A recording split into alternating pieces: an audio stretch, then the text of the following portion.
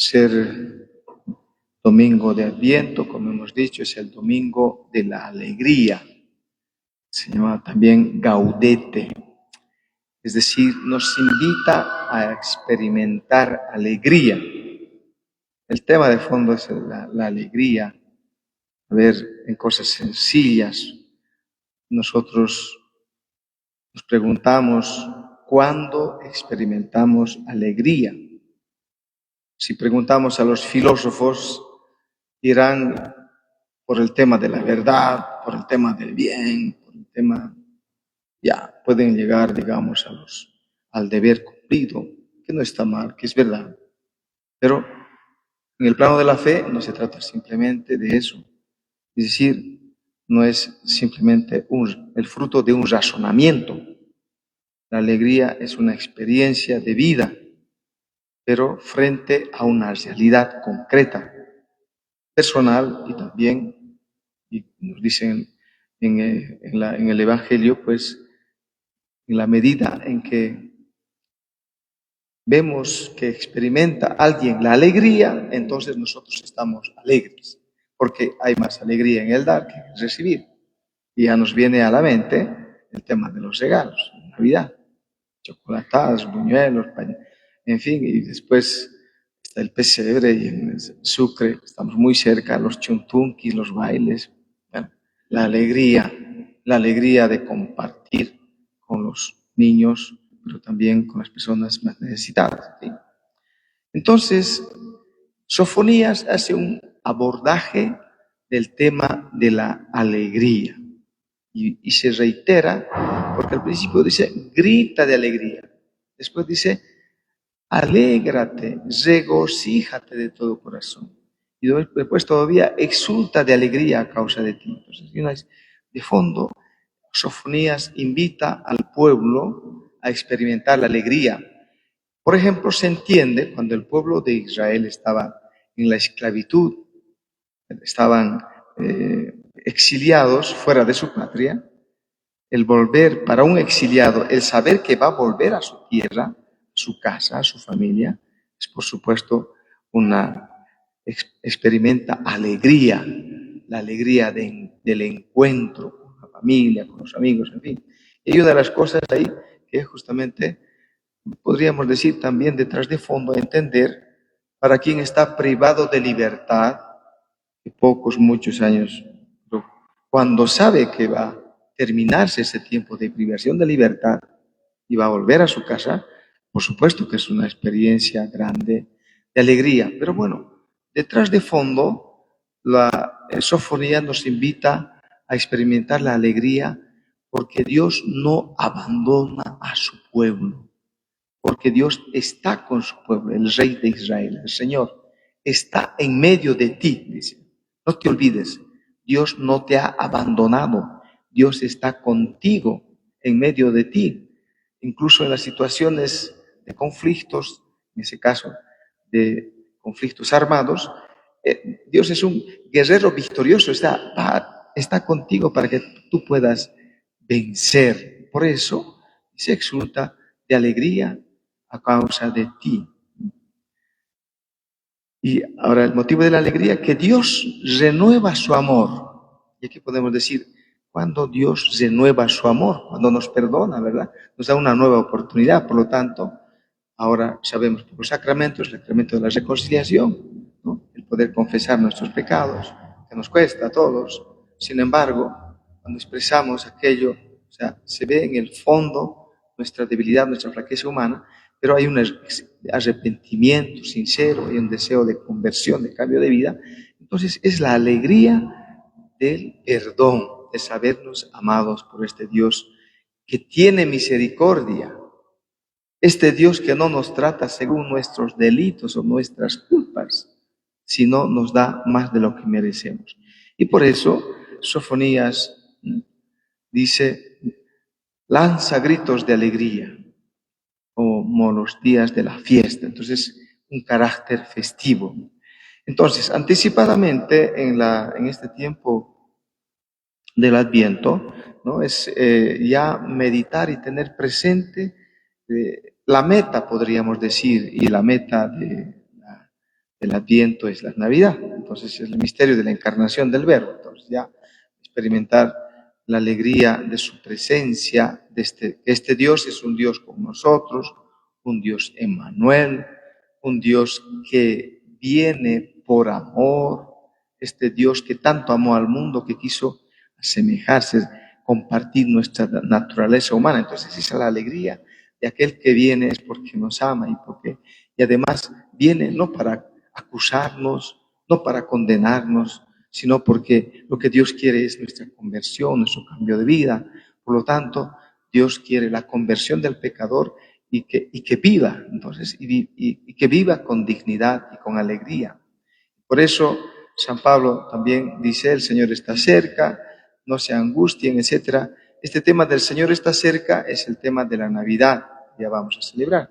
Por lo tanto, que haya en nosotros, en este contexto de alegría, San Pablo nos invita a expresar nuestra alegría en la oración, o sea, agradecerle a Dios por los motivos de nuestra alegría, pero al mismo tiempo dice también la oración de súplica, es decir, podemos pedir a Dios con confianza por nuestras necesidades, pero además, dice Pablo, tiene que haber también la oración de acción de gracias.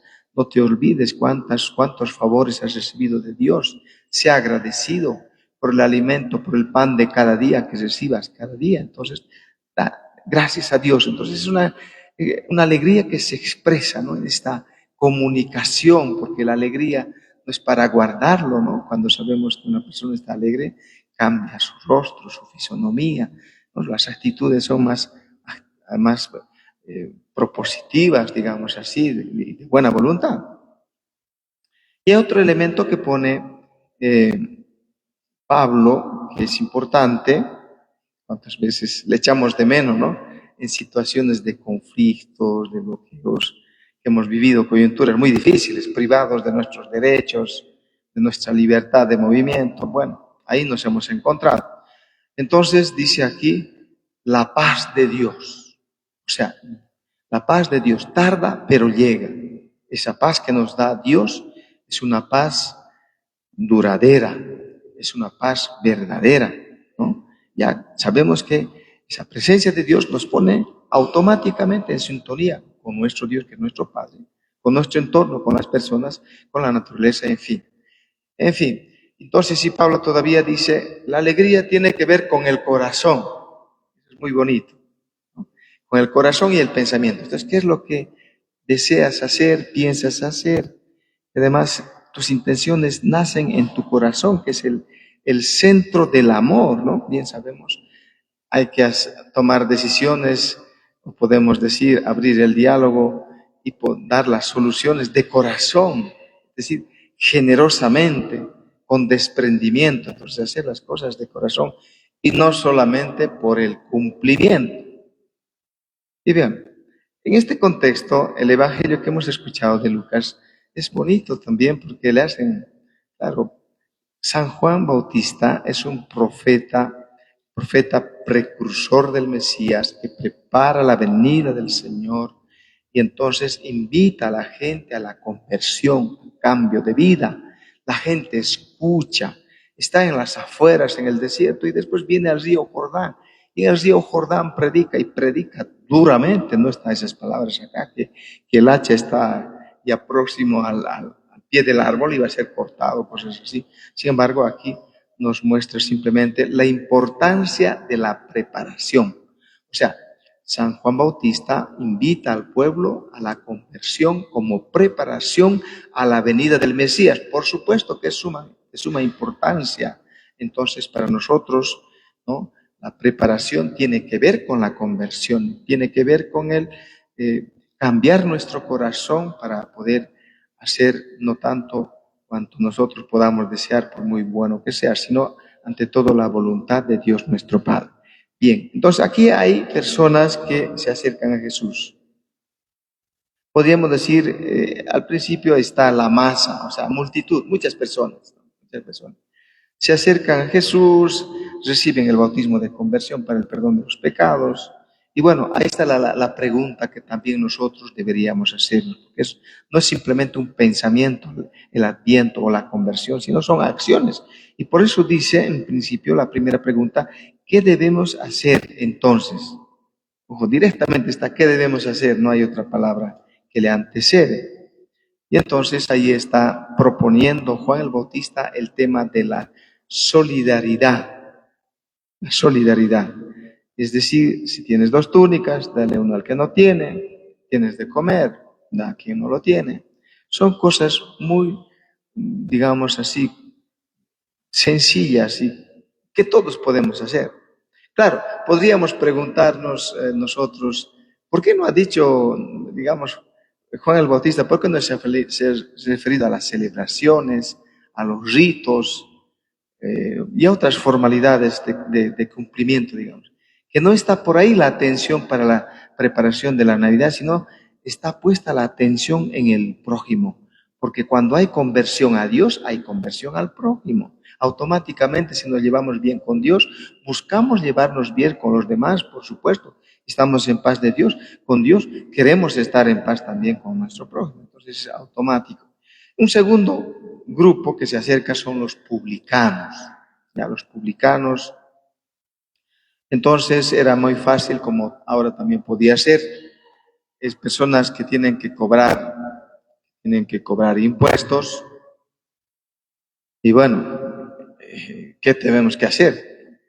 Es muy fácil, digamos así, caer en la corrupción.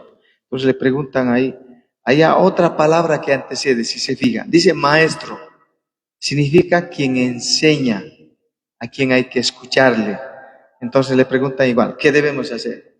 Y la respuesta es bien concreta también. Juan el Bautista dice, no exijan más de lo estipulado.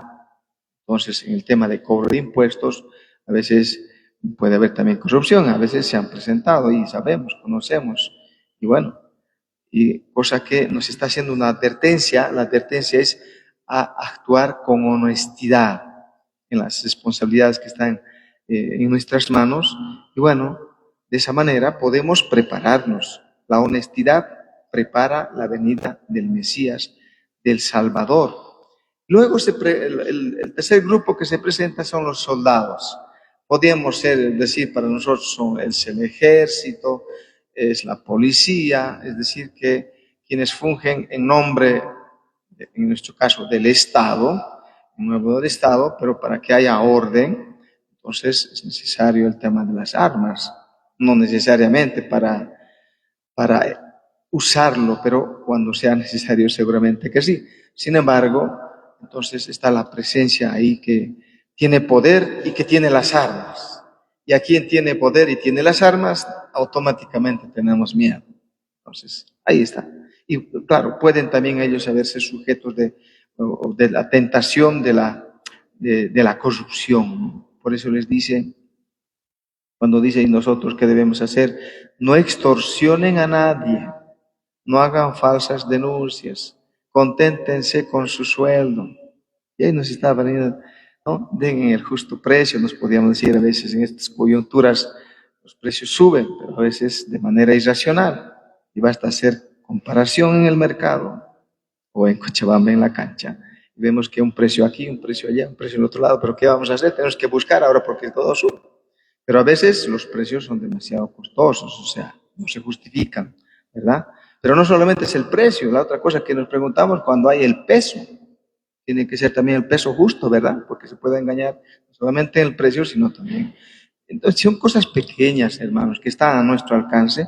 Y entonces preparar la Navidad, ejercitarnos en la honestidad, en la justicia, en la solidaridad, en la caridad. Entonces nos está pidiendo a ser personas honradas, a ser personas solidarias, a ser personas honestas, en fin. Y entonces sí, viene el Señor. De esa manera preparamos nuestro corazón. Y entonces Jesús nacerá nuevamente en nuestro corazón y experimentaremos esa alegría de unirnos con Él en estado de gracia. Por supuesto, no puede faltar para experimentar la alegría del perdón en el Adviento el tema de la confesión de nuestros pecados, para recibir la absolución, para recibir el perdón de Dios y para experimentar la alegría del perdón. Pero además para experimentar que nuestro Dios es un Dios que nos ama. Es un Dios que nos perdona porque nos ama. Y aquel que viene, Jesús, ha venido no para condenarnos, sino ha venido para salvarnos. Entonces, vivir que nuestra fe sea motivo de alegría y de esperanza. Pero como vemos, tiene un compromiso. Nuestra fe necesariamente nos implica, o sea, nos compromete con acciones concretas en la vida de cada día. Si así lo hacemos, pues nuestra Navidad va a ser mucho más alegre todavía. Bien, hay que recordar que no es solamente lo que vemos, lo que escuchamos, las luces, en fin, o la comida, o las cosas que preparamos, cosas ricas para la Navidad, el panetón, los regalos, las tarjetas de invitación, las tarjetas de Navidad, pues hay muchas otras cosas. Entonces estas lecturas nos está diciendo que la alegría no viene desde afuera para adentro. Tiene que haber una experiencia de encuentro con el Señor, de cambio de vida, de conversión. Entonces esa es la alegría que sale del corazón y se la comparte.